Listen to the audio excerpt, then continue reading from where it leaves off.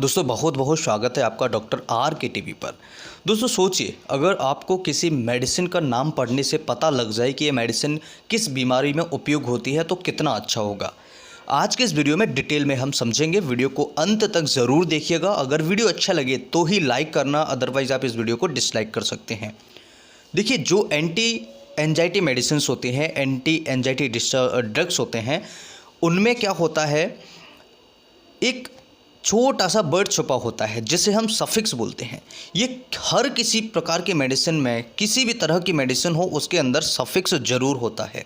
एक ग्रुप का सफिक्स होता है। अब इसे ऐसे समझिए, जैसे डाइजीपाम, तो इसके अंदर पाम एक सफिक्स है और ये आपको अदर नेम से मिल जाता है। क्लोनाजीपाम है, लोराजीपाम है, ठीक है। और ये मार्केट में आपको अदर ब्रांड्स नेम से मिल जाता है। जैसे एटीवेन है, ये आपको 1 mg में मिल जाता है। इसके अंदर लोराजीपाम है, विलियम, इसके अंदर डाइजीपाम है। ये अलग अलग प्रकार से आपको मार्केट में अवेलेबल हो जाता है और ये एंजाइटी डिसऑर्डर को ठीक करता है। स्टेरॉयड के बारे में समझे। देखिए, इसके अंदर शोन ये सफिक्स होता है, यानी अगर किसी मेडिसिन के पीछे शोन है, इसका मतलब है कि ये स्टेरॉयड हो सकता है। अब देखिए, जैसे डेक्सामेथासोन, बीटामेथासोन, हाइड्रोकॉर्टिसोन, ये इसके पीछे सफिक्स है जिससे पता लगता है कि ये मेडिसिन किस ग्रुप को बिलोंग कर रहा है। इसके अलावा अदर स्टेरॉइड्स होते हैं, जैसे मिथाइल प्रेडिसोलोन, डेफ्लाजाकोट, प्रेडनिसोलोन। अब ये आपको मार्केट में अलग अलग ब्रांड्स, अलग अलग नाम से मिल जाता है और इसका यूज क्या होता है, ये इन्फ्लेमेशन को कम करता है। अगर शरीर में कहीं इन्फ्लेमेशन हो रहा है, कहीं सूजन हो रहा है, तो इससे ये कम करता है। ये स्टेरॉइड्स का काम होता है। अब ये आपको मार्केट में अलग अलग नाम से मिल जाता है। जैसे बेटनिसोल क्रीम आती है, बेटनोवेट के नाम से आती है, बेटनोवेट एन के नाम से आती है। इसके अंदर बीटामेथोसन होता है जो आपको स्किन पर टॉपिकल के रूप में दिया जाता है। और डेक्सोना, डेक्सामेथासोन, इसके इंजेक्शन भी आपको मार्केट में अवेलेबल हो जाते हैं। अब यहाँ पर देखिए, स्टैटिन ये एक सफिक्स है। स्टैटिन एक सफिक्स है जो कि किस ग्रुप में यूज होता है, ये होता है एंटी हाइपरलिपिडेमिक्स में, यानी कि जिनका कोलेस्ट्रॉल बड़ा होता है, जिन मरीजों को कोलेस्ट्रॉल हाई होने के चांसेस होते हैं या उनको ऑलरेडी होता है, जिसकी वजह से हार्ट पर भी इफ़ेक्ट होता है, हार्ट में प्रॉब्लम्स होने की शिकायत भी बढ़ सकती है। तो इसके अंदर देखेंगे आप, मेडिसिन का नेम क्या है, साल्ट का नाम क्या है, एटोरवास्टैटिन। देखिए, स्टैटिन जो है वो एक सफिक्स है। इसके बाद में लोवास्टैटिन, इसके बाद में फ्लूवास्टैटिन, इसके बाद में प्रावास्टैटिन, ये कुछ सफिक्स होते हैं और जो नाम के मेडिसिन का जो आगे का नाम है उसके जस्ट पीछे होते हैं, जिससे हम पता लगा सकते हैं स्टैटिन आ रहा है, यानी कि ये एंटी हाइपरलिपिडेमिक्स की ग्रुप की मेडिसिन है, उसमें हाई कोलेस्ट्रॉल में ये यूज की जाती है। तो कितना इजी है और कितने अच्छे तरीके से हम पता लगा सकते हैं। अब अगर आगे बात करें तो देखिए, माइसिन का मतलब होता है, ये एक सफिक्स होता है एंटीबायोटिक्स के लिए। यानी कि अगर हमें कोई एंटीबायोटिक्स लेनी है, एंटीबायोटिक्स किसी मरीज को देनी है, तो इसके पीछे क्या होगा, माइसिन ज़रूर होगा। जैसे कि एजिथ्रोमाइसिन, क्लैरिथ्रोमाइसिन, एरिथ्रोमाइसिन, रॉक्सीथ्रोमाइसिन, शोफ्रामाइसिन। और इसके अलावा आपको मार्केट में किस किस नाम से मिल जाता है, बहुत सारे ब्रांड्स होते हैं, बहुत अलग अलग नाम से आपको मिल जाता है, लेकिन उसके अंदर साल्ट क्या है वो देखना ज़रूरी होता है। जैसे एजिथ्रोमाइसिन है, ये आपको 250 mg में मिल जाता है और आपको ये एजिथ्राल के नाम से भी मिलता है, एजी के नाम से भी मिलता है, A2Z के नाम से भी मिलता है। काफ़ी नामों से आपको मार्केट में अवेलेबल हो जाता है। लेकिन इसके अंदर जो साल्ट है, जो जेनेरिक है, वो क्या है वो समझना बहुत ज़्यादा ज़रूरी होता है। तो देखिए, आप इसके अंदर माइसिन है, एजिथ्रोमाइसिन है, ये स्पेशली आपको मार्केट में काफ़ी सारे ब्रांड्स के नाम से मिल जाता है। और इसका यूज क्या होता है, ये बैक्टीरियल ग्रोथ को रोकता है और स्पेशली अपर रेस्पिरेटरी इन्फेक्शन में बहुत ज़्यादा इसका यूज होता है। तो बैक्टीरिया को, इन्फेक्शन को जो होता है वो उसे रोकने में मदद करता है। अब यहाँ पर देखिए, माइड एंड जाइड, इसका मतलब सीधा होता है डायूरेटिक्स, यानी कि हमें पेशाब लगाने वाली दवाइयाँ। अगर हम इन दवाइयों का सेवन करते हैं तो हमें पेशाब ज़्यादा आता है।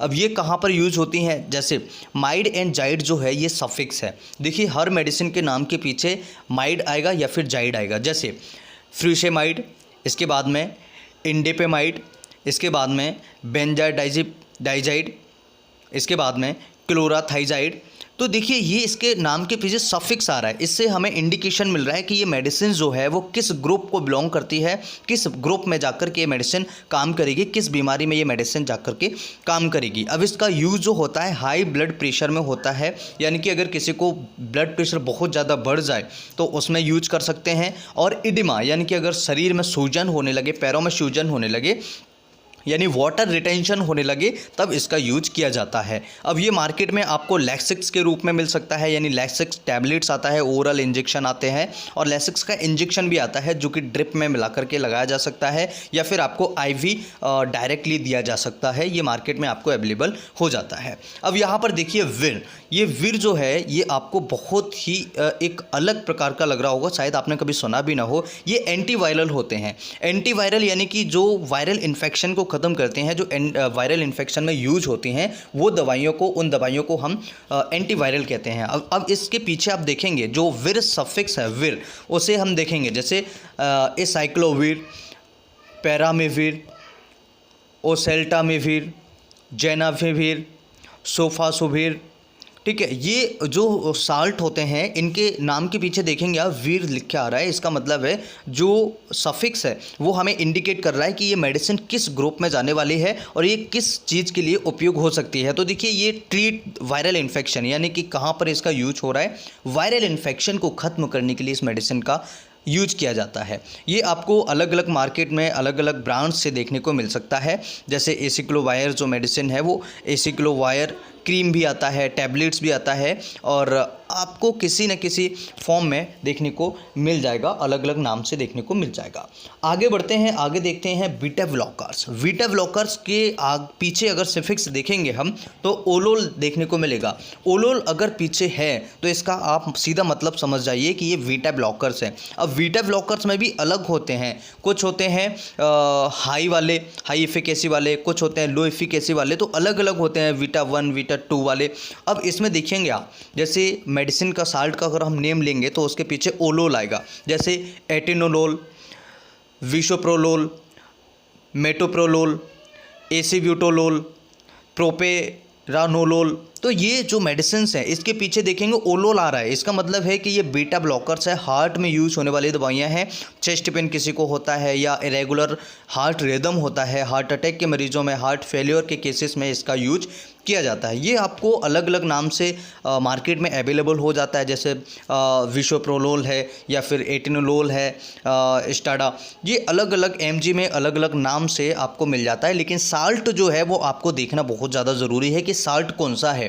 अब अगर बात करें लोकल एनेस्थेटिक के बारे में, यानी लोकल एनेस्थीसिया जो होते हैं, जो मेडिसिन होती हैं, उसका जो सफिक्स होता है वो केन होता है, जैसे कि लिडोकेन है, प्रोकेन है, प्रीलोकेन है, ठीक है, क्लोरोप्रोकेन है, टेट्राकेन है। ये जो सफिक्स है केन, आप देखेंगे केन जो सफिक्स आ रहा है इसका मतलब है ये एनेस्थेटिक दवाइयाँ होती हैं, लोकल एनेस्थेटिक दवाइयाँ होती हैं। अब लोकल एनेस्थेटिक्स का मतलब सीधा सीधा ये होता है अगर किसी हिस्से में हमें कट लगाना हो, जैसे कोई छोटी माइनर सर्जरी करते हैं, या आपने देखा होगा कि जब पेशेंट को कोई हिस्सा सुन्न करना होता है, या उस मरीज़ को अगर हम फॉलिस कैथेटर लगाते हैं, पेशाब की नली में जब बैग लगाते हैं, पेशाब नली का जो बैग लगाते हैं फॉलिकैटर उसे कहते हैं, तब आप देखेंगे जाइलोकेन जो क्रीम होता है, जेली होता है, उसे उसके ऊपर लगाते हैं।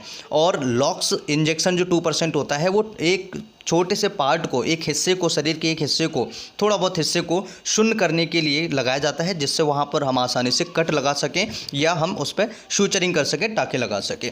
अब यहाँ पर देखेंगे आप फाइलिन, ये एक सफिक्स है। फाइलिन सफिक्स कैसे है? अब देखिए यहाँ पर कुछ मेडिसिन के नाम हम आपको बताएंगे। ये होती है ब्रोंकोडाइलेटर्स, यानी कि जो हमारे ब्रोंकस होते हैं उनको डायलेट करने वाली दवाइयाँ। अब इसमें कौन सी दवाइयाँ हैं, जैसे थियोफाइलिन है, इटोफाइलिन है, डेरिफाइलिन है। ये जो दवाइयाँ होती हैं ये इसके नाम के पीछे आप देखेंगे फाइलिन है, ये सफिक्स नाम आ रहा है, तो इसका मतलब है ये ब्रोंकोडाइलेटर्स है। अगर आपको देखने को मिल रहा है फाइलिन, इसका मतलब ब्रोंकोडाइलेटर्स की तरफ ये मेडिसिन जा चुकी है। अब इसका यूज क्या है? अस्थमा में यूज होता है, सीओपीडी में यूज होता है, एयरवे रिलेटेड, यानी कि जो हमारा एयरवे होता है, सांस नली जो होती है, फेफड़ों की जो बीमारियाँ होती हैं जिसमें हमारा एयरवे जो होता है उसमें कॉन्स्ट्रिक्शन हो जाता है, वो डायलेट नहीं हो पाते प्रॉपर तरीके से, से, तो उनको डायलेट करने के लिए ये मेडिसिन का यूज किया जाता है। तो आप देखेंगे इटोफाइलिन एंड थियोफाइलिन जो डेरिफाइलिन में देखने को मिलता है, या थीवेल 300 के नाम से आपको मार्केट में अवेलेबल हो जाता है।